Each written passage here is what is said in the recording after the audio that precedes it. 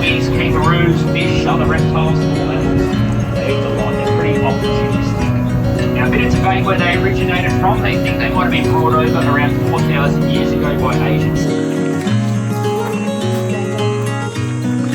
Dream up a world of pirates. Climb the highest tree. Fall down. Mama, I'm fine, don't worry. Go back out to sea.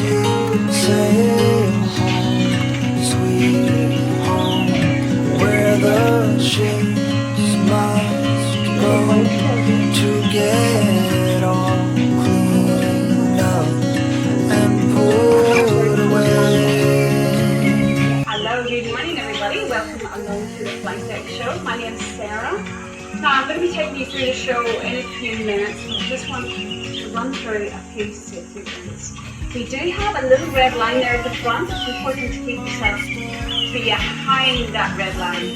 We will have some birds flying quite low over your heads in this area.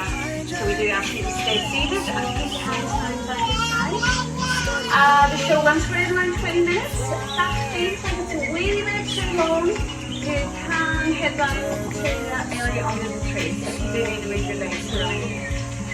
Alright, you all good with all of that? Yeah? Excellent. Alright, I'll be starting shortly, thank you. Nectar. They do love nectar and they will visit as many flowers as they can to get it. They have these amazing little brushes on each side of the tongue and it enables them to lap nectar really efficiently. They're really good at lapping up all that nectar. They've got sharp little beaks as well, and the beaks can punch. Look like a curlew, but it's not a curlew. Does anyone want to tell me, shout out what it is? No one? Okay. Plains turkey. It's it used to be called Corey bustard, but it's an Australian bustard. So yeah, plains turkey is the other name for it. Now, we're very lucky we've got two of these birds, and there's a very sort of easy to tell difference between the male and the female. The female has a lot of lighter colour on her chest, and she has more of a brown crown, whereas the male has this lovely dark crown that you see, and lots of really strong barring on the chest area. So we're pretty sure we've got two male birds.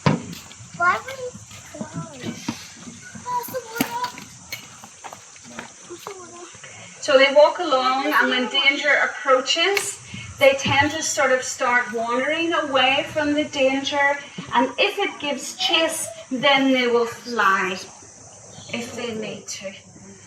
But generally they just like to walk, and it's really because they've got a very heavy body. And that heavy body means they're going to burn up a lot of calories every time they take to the air. So it's best to try and just walk away from danger and then fly if you have to. Now, I've been lucky enough to see these out at Fog Dam, so I do know they fly. They do fly very well, but they do need really open country. So they love really open woodland, open savanna. The less trees, the better. They just need to get a good go into the air to take the big wings up. So yeah, we think we've got two male birds because of that lovely black crown. Doesn't he look like a roadrunner? Says I can't fly. I just choose not to. Re-rock and take it away. If you can, leave logs, tree trunks and so on, even if they're dead, leave them around because there's lots of little holes around that little insects and reptiles, and even insectivorous bats, they can get into little holes like this. So that's a big bonus. So you don't have to clean everything up. But if you look at the back of the arena, that is a dead trunk, but it's much bigger, and that belongs to a eucalyptus tree. And there's a species of bird that will hide in there during the day, and that's the barn owl. The barn owl is a nighttime hunter. During the day, to build up some energy reserves to hunt all night. They don't like to sit in the hollows, keep a bit of a low profile, have a bit of a snooze. The barn owl uses its hearing to find its food. So if you have a look at the eyes are actually quite small. They don't use their eyes for finding their food. They instead use the big satellite, I like to call it a satellite dish, on the head of the bird, and that helps it to hear. So when it hears sounds of rodents, because rodents is what it likes to hunt, it will turn the head towards the rodent and the sound. And then sound will come along, hit the front of the mask and travel along the fringing of that facial mask into the ears.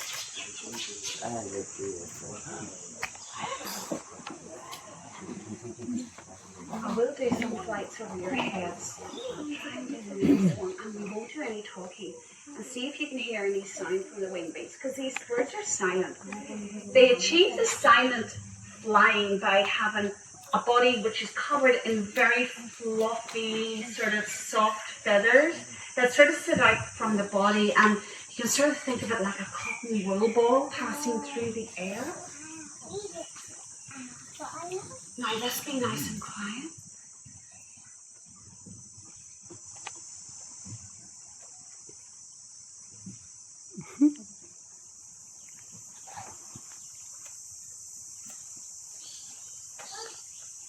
They're not looking. It's also got a fringing on its flight feathers, which enable it to filter through the air.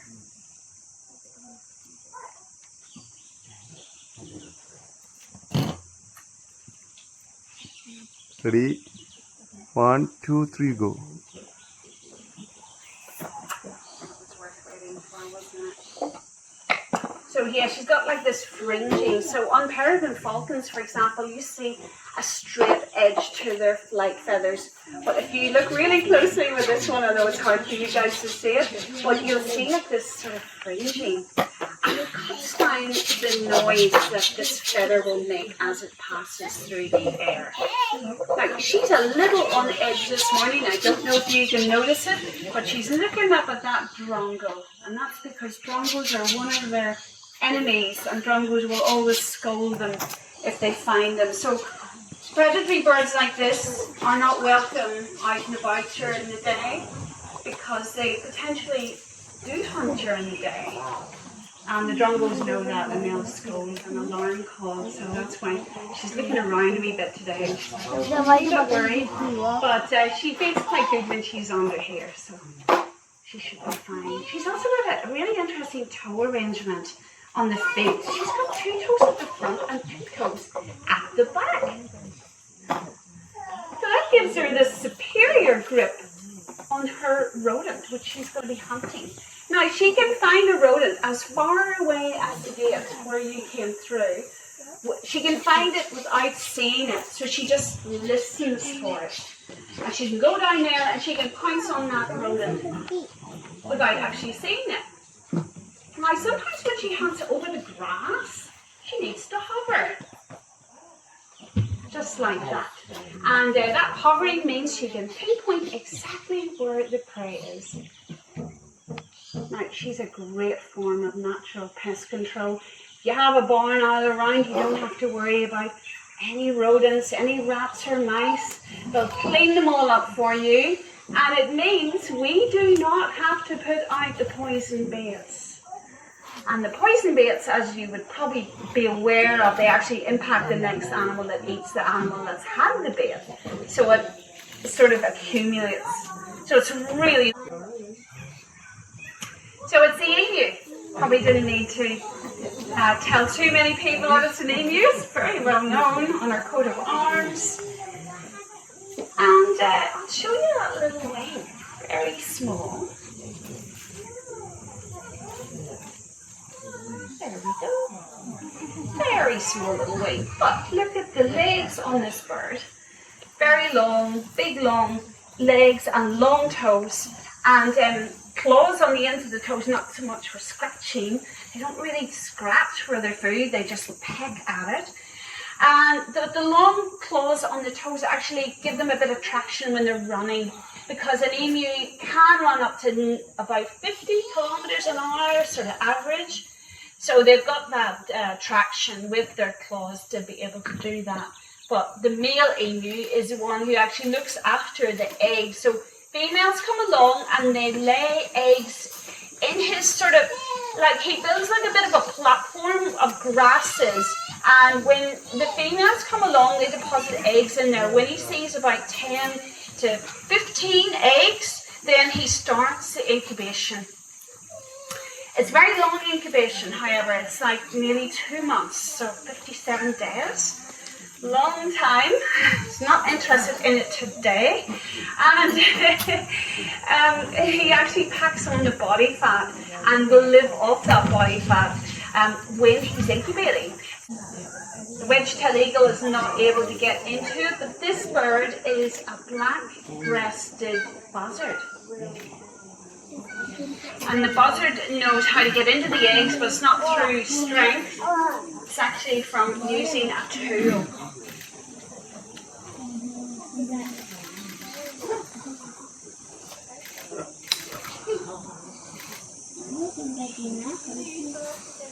And using a tool like that will hopefully get her a little bit of a crack in the shell. Oh, it's breaking. Get her bacon. Do a bit of ripping and tearing.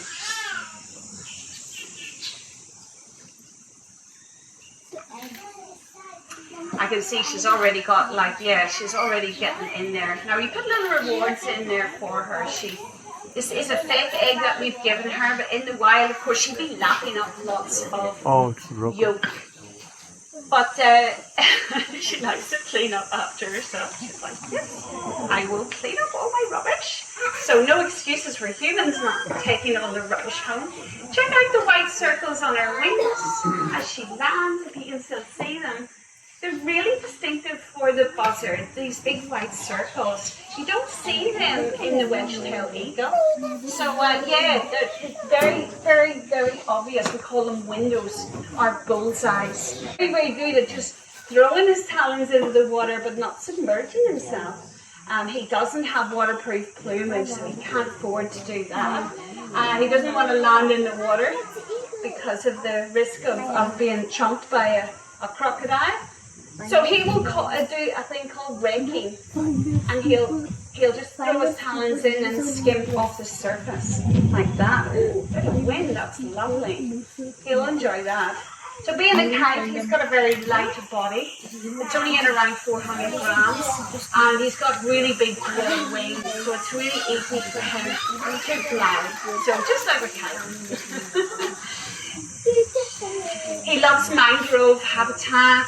It's perfect area for. He's got lots of little small fish in there because the fish like to actually lay their eggs in amongst the buttress roots, and then they hatch into little fish, which are a really good size for a brownie kite to actually manipulate. Often what they do is they'll pass the food, you just did it there now, they grab the food with their talons and they pass it up to the beak. And that's a clever little thing to do, because if you do that, you don't have to take yourself back to a perch and try to eat the food. So you're not wasting time, you're not wasting energy either. Also, if you're a kite, you might be out with other kites and they might try to steal your food from you. So sometimes they actually will take the food out of your talons. He's very determined. I think he got it out then. Yeah, they'll take the food out of your talons. So it's sort of best that you're a kite. You've got it in your talons. Get it into your mouth and swallow it real quick. He makes it look so easy. We do have a younger kite, and it did take him a few years to really master this. Because if you watch him, he stops flapping his wings. Like, he actually glides when he's got the food, because it's quite a lot to actually do. Oh, he's going to take that one back to the perch, I think. Yeah. Oh, no, he ate it out there. But yeah, you see the glide? Yeah, it's really interesting. Like, it's just a lot for him to do, so.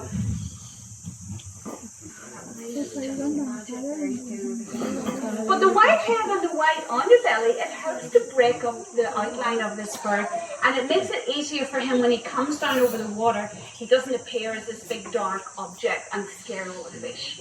So that's a clever little design there in the coloration of the plumage. But we have really big tides in Darwin. They can be up to 7 meters. And when the tides actually retreat, you've got a whole new habitat opening up for a brand new kite. And that's the mudflat area. And then he will go in and just try and find anything that's in the pools. There might be little crabs in there, mud skippers, small fish, and he'll just pick away at them. So it's a great habitat to view. But we're going to move into billabong habitat and have a look at a species that is not a raptor. So raptors catch and kill all their food primarily with feet, and then they use the nickname Jabberoo, but its proper name is black-necked stork. And she is busy. She's probably picking up one of their favourite food items is animal droppings. It's just on the menu for them. So she loves to find any wallaby poo that we have around the pond. She consumes that, and then she'll head into the deeper water. Now it's in her interest to head into deeper water, and the nice long legs means she can get right in there and then use the long beak to sort of stab and jab at food that's in the water. So it's gonna be more successful in the deeper water. She's gonna get more food items. If areas dry up, it's easy for her to take to the wing and fly off. Nice big long legs.